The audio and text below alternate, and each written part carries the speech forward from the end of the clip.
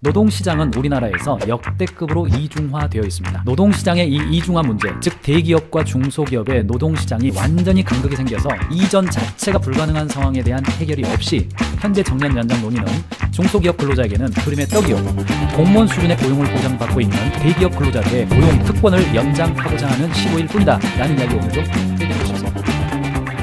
지금 정부 당국과 정책 입안자들을 중심으로 해서 회복과 성장을 위한 정년 연장 특별위원회가 열리고 있기 때문에 이거 뭐 어디 시민단체에서 하고 있는 게 아닙니다. 정년 연장이 실제로 가시화될 가능성이 굉장히 높아 보입니다. 그리고 공감되는 측면이 많습니다. OECD 국가 기준으로 보면요, 노인 빈곤율은 압도적 1위입니다. 우리나라 그냥 정부한테 돈 달라는 프랑스 사람들도 아니고 더 오랫동안 일을 해서 정당한 노동의 대가를 받겠다, 나 60세가 아니라 65세까지 열심히 일해서 돈 벌어서 돈 받겠다, 그러니 일 좀 하게 해달라 라고 하는 거 참 프랑스 사람들이 보면요, 너네 왜 그러니? 이렇게 할 측면이 있어요. 법 내용을 좀 보니까요, 고령자 고용법 개정안인데 아직 통과는 안 됐습니다. 법 시행일부터 2027년까지는 63세, 32년까지 64세, 33년까지는 아마 65세 정도로 계획을 하고 있는 것 같습니다. 갑자기 65세로 되지는 않죠. 대략적으로 보면 67년에서 69세는 63세까지 일하게 되고요, 70년생 이후는 65세까지 일하게 되는 상황이 되는 겁니다. 그런데 제도 밖의 상황이 있다는 거예요. 아까 여기까지만 보시면 그렇지, 맞아, 우리가 국민연금이 통상 한 65세 정도 되고 은퇴가 65세까지 하면 열심히 일하다가 평생을 최선을 다해서 일한 사람들 65세 정년되어서 연금 소득 대출이 우리나라가 한 40% 정도 되니까 100%는 못 받지만 40% 정도는 받고 나머지는 개인 연금이라든가 하면 좋지 않겠나? 이렇게 생각할 수 있어요. 그런데 이게 여기에 해당되는 사람이 얼마나 되느냐, 그 말씀을 드리고 싶은 겁니다. 베이비 부머의 세대의 실질 퇴직 연령이 52.9세입니다. 사실상 정년까지 가지 못하는 것이 우리나라 현실이에요. 자, 2차 베이비부머 세대가 46.9세예요. 이게 현실이에요. 다만 경제활동 참가율을 보니까 실제 퇴직 연령이 50대 초반, 40대 후반이죠. 이때 되면 다 퇴직을 해요. 주된 직장에 퇴직을 한단 말이죠. 그런데 경제활동 참가율을 보니까 자, 60대 초반이 64%, 60대 후반이 55%, 70대 초반이 45%, 70대 후반이 35%예요. 무슨 이야기냐? 사실상 정년 퇴직한 이후로도 계속 일하고 있어요. 어디선가 일하고 있습니다. 그런데 이게 정년퇴직을 안 하고 더 일하고 싶다의 대전제가 뭐예요? 기존에 받던 돈 계속 받으면서 일하고 싶다. 이거니까 제가 문제를 지적하고 싶은 겁니다. 이 이야기를 사실은 잘 안 하죠. 경사노위원회에서는요, 정년 연장이 청년들에게 절망이 될 수도 있고 기업들이 부담을 감당하기 어렵죠. 기업들 입장에서는요, 아니 월급 내가 정년 60세 되고 61세 되면 내가 받던 월급 연봉 내가 1억 받았었는데 61세가 되면요, 나 3천만 원 받고 일하겠습니다. 그러면 그거 채용 안 할 사람이 어디 있겠습니까? 그게 아니란 이야기죠. 60세 정년퇴직 비율을 보면 전반적으로 전체 합한 겁니다. 대기업과 중소기업 다 합한 거고, 이런 데이터는요, 위로 올라갈 가능성이 높아요. 60세 정년퇴직 비율이 17%라고요? 말이 안 됩니다, 이거. 여러분들 잘 생각해 보십시오. 한 직장을 다니면서 60세까지 정년퇴직한 사람이 10사람 중에서 2사람 가까이 나오겠습니까? 그럴 턱이 없습니다. 남성이 25%, 여성이 9% 나와서 결과적으로는 지금 17% 나오는데요. 이보다 훨씬 낫습니다. 우리가 봐야 될 지점은 뭐냐면 근속 연수별 임금 격차예요. 급여의 연공성을 이야기하는 것인데, 자, 한국과 일본 그리고 EU 국가들 보니까 일단 유럽은요, 자, 1.6500밖에 안 돼요. 1년차 대비해서 30년에 통상 전년퇴직한다고 볼 때요, 1년차 대비 30년차는 1.65배밖에 안 나와요. 1.54에서 1.65죠. 이거밖에 안 나옵니다. 자, 그런데 일본이 2.27입니다. 신입사원이 어떻게 해야 되나요? 1,000만 원 받는다. 그러면 30년차는 2,200만 원 받는 거예예요. 근데 한국이요, 2.95예요. 295%입니다. 1년차 대비해서 30년차가 3배 받아요. 1년차가 연봉이 1억이다. 그러면 30년차는 그냥 안 물어봐도 돼요. 그 사람은 3억인 거예요, 그냥. 이게 굉장히 높은 겁니다. 그러니까 정년 연장에 대한 논의가 조금 한 단계만 깊이 들어가면 이게 다른 이야기인 거예요. 그래서 제가 이게 고용특권이라는 표현을 쓰고 있는 겁니다. 게다가 20년간 대기업 정규직 고령자 492%가 늘었어요. 정규직 고령자는 계속 증가했습니다. 퇴직을 안 해요. 왜요? 다른 일자리가 없기 때문에. 청년 고용 1.8%가 감소했죠. 우리나라의 노동시장 이중구조 2024년 통계청 데이터인데 잘 보십시오. 일단 근로자 비중을 보면 대기업 정규직은 전체 근로자의 단 11.9%밖에 안 나옵니다. 전체 10명 중에 1명만 대기업 근로자예요. 투쟁 단결 투쟁 정년 연장하라. 나 열심히 더 일할 수 있다. 고용 절벽 아니 소득 절벽 5년이다. 무슨 소득 절벽 5년이요. 중소기업은요 소득 절벽 20년이에요. 20년. 65세까지 45세 때 사실상 나온다고요. 20년간 소득 절벽이에요. 대기업 근로자니까 60세에 나와가지고 5년간 소득 절벽. 이때 나 1억씩 받았는데 나 얼마 받냐 이야기하고 계시죠. 아니에요. 10명 중에 1명만 그렇게 된다니까요. 그게 지금 정책의 메인이 돼야겠습니까?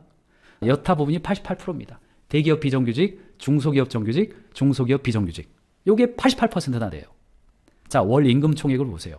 대기업 정규직 부문이 평균값으로 497만 원입니다. 500만 원 정도 돼요. 한 달에 500만 원이에요. 평균값이니까 정규 분포로 봤을 때 30년 차 인분들은 사실상 한 600만 원 받는 거예요. 여타 부분이 288만 원이에요. 여타 부분이 뭘 합한 거예요? 자, 대기업 비정규직, 중소기업 정규직, 중소기업 비정규직. 여러분들 대기업 비정규직이 중소기업 정규직보다 월급 높습니다. 좀 이따 보여드릴게요. 비정규직도 대기업 비정규직이 중소기업 정규직보다 급여 평균값이 높다니까요. 중소기업 비정규직은 여전히 최저임금에 머물러 있고요. 그게 합해봤자 288만 원 나오는 거고요. 평균 근속 연수도 대기업 정규직 부문이 12.14년입니다. 방금 들어왔다 퇴사한 사람까지 다 포함해서요. 근속 연수가 12년이에요. 여타 부문 5.6년입니다. 46.8%밖에 안 되고 급여 월 임금 총액으로 보면은 대기업 정규직 대비 중소기업과 나머지 합해봤자 57%고요. 대기업 비정규직 빼면 54%까지 내려갑니다. 중소기업은. 근속 연수 대비해서 신규 채용률은요 연관이 있어요. 이게 대기업의 정규직들이 정년을 연장한다고 해서 청년들의 채용이 안 늘어나는 건 아니에요. 2004년부터 2024년까지 추이를 보면요 근속 연수가 증가했죠. 우상향 곡선으로 올라갔습니다. 대기업의 평균 근속 연수 우상향으로 올라갔어요. 더불어서 신규 채용 우하향으로 내려왔습니다. 이 원인이 뭐 AI 때문이다, 뭐 경기 때문이다 이야기하지만 어쨌든 통계상으로는 상관관계는 보입니다. 인과관계는 아닐 수 있겠지만 사업장 규모별 근로자 비중 및 임금 격차 추이를 보더라도 사업장 규모를 보면요, 500인 이상 사업장 근로자 비중은요 우하향 곡선으로 계속 내려왔습니다. 바꿔서 말하면 대기업 근로자의 비중은 전체 근로자 대비해서 점점 내려왔습니다. 그러니까 대기업 근로자가 약간 특권층처럼 되어 있는 사회가 가고 있는 거예요. 상대적으로 10인에서 29인, 30인 미만 사업장의 근로자는 올라가고 있습니다. 당연히 그렇게 되는 겁니다. 임금 격차는 위쪽으로 계속 올라가고 있어요. 대기업 근로자와 중소기업 근로자의 임금 격차 올라갑니다. 연도별로 보면 주요 부문별 고령자와 청년 고용 추이를 보니까 대기업 정규직은 계속해서 올라갔습니다. 고령자 고용률이 증가해요. 안 그만두고 정년 퇴직할 때까지 다녔다 그 말입니다. 청년 고용은 안 늘어났습니다. 줄어들었어요. 오히려 10년 동안 줄어들었습니다. 통계청 조사예요. 노조가 있는 대기업 정규직은 그 비율이 더 높습니다. 877 지수로 올라간 겁니다. 2024년을 100으로 놨을 때에 8.7배로 올라갔다는 뜻입니다. 노조가 있는 대기업 정규직의 고용은 줄어들었습니다. 마찬가지죠. 청년 고용은 안 해요. 그리고 대기업 정규직 55세 이상부터 60세까지 다니고 있는 사람들은 늘어났는데 노조가 있는 곳에서는 더 늘어났습니다.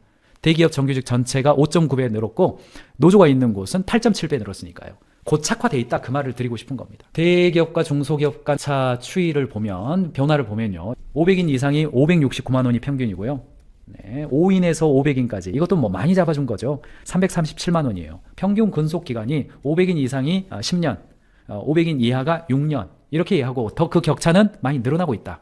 인 거고 임금 격차 세대별로 보면요. 2020년 기준값으로 50대를 봐야겠죠. 60세 정년이니까. 중소기업은 280만 원, 대기업은 687만 원입니다. 2022년 데이터 가져왔는데 이게 마찬가지입니다. 중소기업이 조금 올랐어요. 316만 원.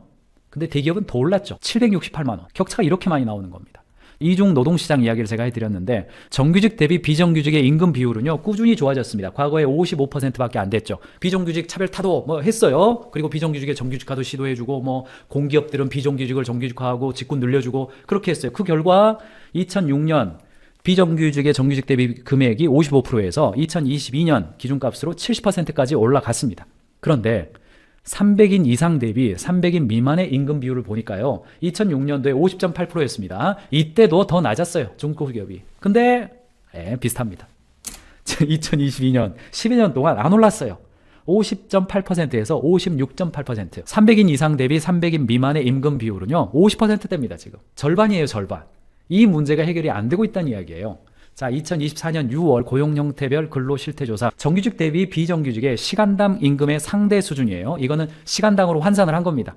환산을 해서 정규직 근로자의 시간당 임금 총액을 100으로 봤을 때 비정규직이 현재 66.4%. 좀 떨어졌죠? 한참 좋을 때는 72.9%까지 올라갔다가 66.4%로 떨어졌습니다. 정규직 대비 비정규직의 통상임금 시간당 급여로 했을 때도 떨어졌으니까 차별이 좀 심화됐네? 이렇게 볼 수 있겠죠. 근데 이거 66.4%잖아요. 그나마 이게 행복해 보이는 이유가 뭐예요? 300인 이상 정규직의 시간당 임금 대비 300인 이하의 직원들의 급여가 몇 프로? 57.7%. 300인 미만 정규직이에요. 바꿔서 말하면 중소기업 정규직이 대기업 비정규직보다 낮고 대기업 정규직 대비해서 임금 수준이 시간당 임금 57.7%밖에 안 나오는 겁니다. 이 노동시장의 양극화가 해결이 안 된 상태예요. 고용노동부 데이터인데요. 이거 해결이 안 되고 있습니다. 근속 연수가 올라간다 하더라도 중소기업에서 일해도요. 소속된 것에 따라서 차이가 있는데 압도적으로 높은 데가 어디냐? 대기업 근로자예요. 대기업 근로자는 근속 연수가 올라가도록 우상향 곡선으로 쫙 올라갑니다. 근데 나머지 뭐 300인 이하, 100인 이하, 30인 이하는요 안 올라가요. 아래로 갔다가 마지막에 올라갈 때 좀 올라가는 추세로 보여요. 이 차이가 커요. 역전된 경우가 없습니다. 2020년에서 24년 상용 근로자 사업체 규모별 연 임금 총액 추이를 봐도 2024년 기준값으로 해도 300인 이상 7,121만 원, 300인 미만 4,400, 평균 때려서 4,900인데 뭐 평균은 큰 의미가 없습니다. 이 차이가 많아요. 게다가 지지난달 기준으로 보더라도 상반기에 임금이 3.5% 올랐는데요. 대기업이 5.7% 올랐고 중소기업은 2.7%밖에 안 올랐습니다. 2026년도가 되면 25년도 통계가 탁탁탁 올라오겠지만은 거의 확실합니다. 확실합니다. 올해 제가 57.7%다 말씀드렸지만은 내년도에요. 네, 53%, 52% 이렇게 내려가게 되어 있습니다. 전체 근로자의 11%가 누리고 있는 어떤 의미에서의 생산성, 특권, 착취? 그게 이제 있는 거예요. 오른 비율이 이렇게 차이가 나는 겁니다. 300인 미만은요 상승률이 꺾였다고요. 반대로 300인 이상 대기업은요 5.7%가 올랐어요. 아까도 보여드렸습니다만 대기업과 중소기업 간의 월 평균 임금이나 평균 근속 기간은 계속해서 격차가 벌어지고 있는 추세고요. 국가별 평균 근속 기간 이탈리아가 13년, 프랑스가 11년, OECD 평균이 10년, 영국이 8년, 한국이 6.3년이에요. 왜 이렇게 줄어들겠어요? 중소기업 중심의 노동 인력 구조기 때문에 그런 겁니다. 대기업 소속의 근무자들이 많지 않아요. 결과적으로 뉴스에서도 조망합니다만 2023년 기준 정년제 도입 비율이 그 대상 비율이 아닙니다. 기업이 정년제를 도입했느냐 비율이에요. 규정이 있느냐예요. 실제로 누리고 있느냐 그것도 아니에요. 규정이 있느냐는 300인 이상은 당연히 있죠. 정년제 당연히 있습니다. 사내 규정이 없다 하더라도 노동법 적용이 되기 때문에 93%예요. 300인 미만은 22%밖에 없어요. 그런데 사업체 수를 보면 우리나라의 전체 사업체가요 638만 7천 개입니다. 5인 미만이 몇 퍼센트냐? 544만 개예요. 전체의 87%입니다.